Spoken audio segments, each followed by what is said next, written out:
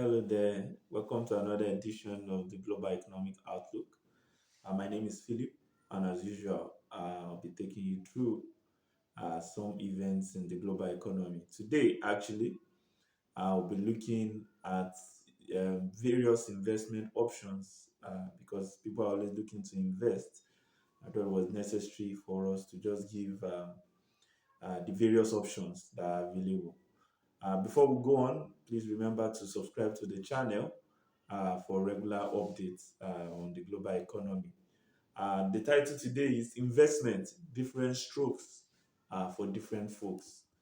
Um, so, investment, of course, refers to setting aside something now with the hope of generating a future income.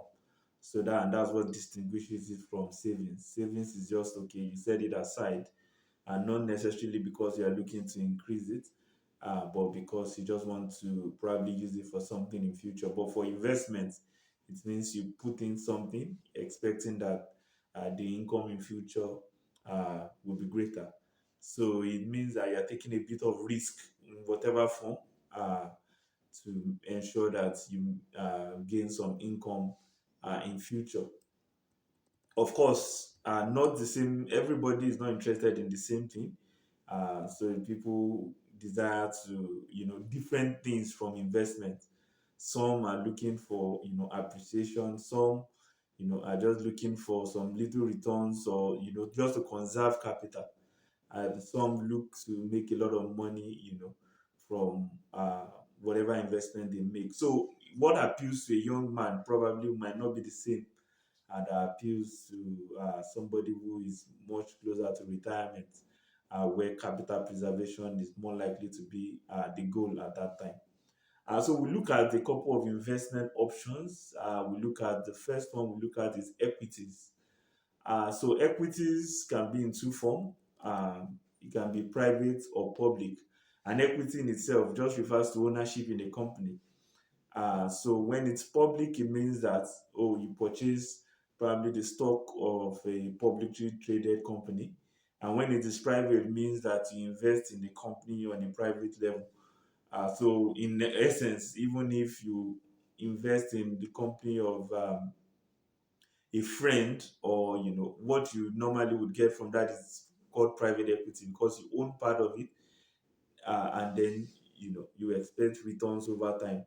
Now, equities, yield returns depending on which one it is. If it's a private equity, then it takes a much longer time. But if it is uh, when it is public equities, of course, it's frequently traded, which means that it can easily be turned over to cash as quickly as possible. But of course, there are different levels of volatility as well when it comes to equities. So, of course, you decide what you want, but I think personally, I would advise that everyone should at least be involved in private equity. I know it looks more like a technical term, but it isn't really, because it just means that you own part of a company, which I think should be the goal of everyone. No matter the percentage, it has the capacity over a long period to yield great returns. So that's for equities.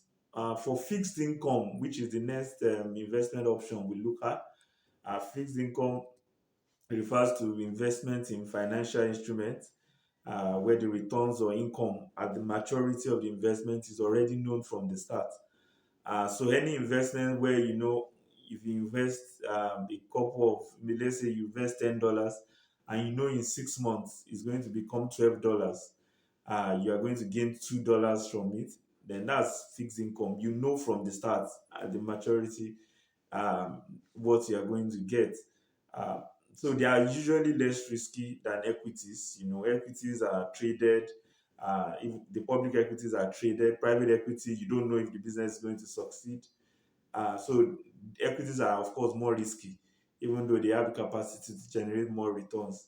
But fixed income, are less risky than that because they are usually things like treasury bills and bonds, which are sold by the government, where from the start how much you are going to get at the end of it all.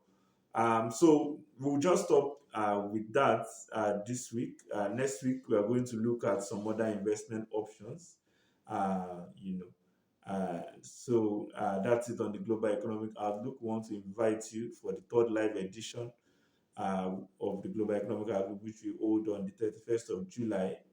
We have Dr. Sanusi Oyari of the Rural Electrification Fund and Mr. Abimbola Onolapo of the Chief Executive Officer of Liban Tower, who will be the panelist at that session, which is titled Transition from Fossil Fuel to Renewable Energy.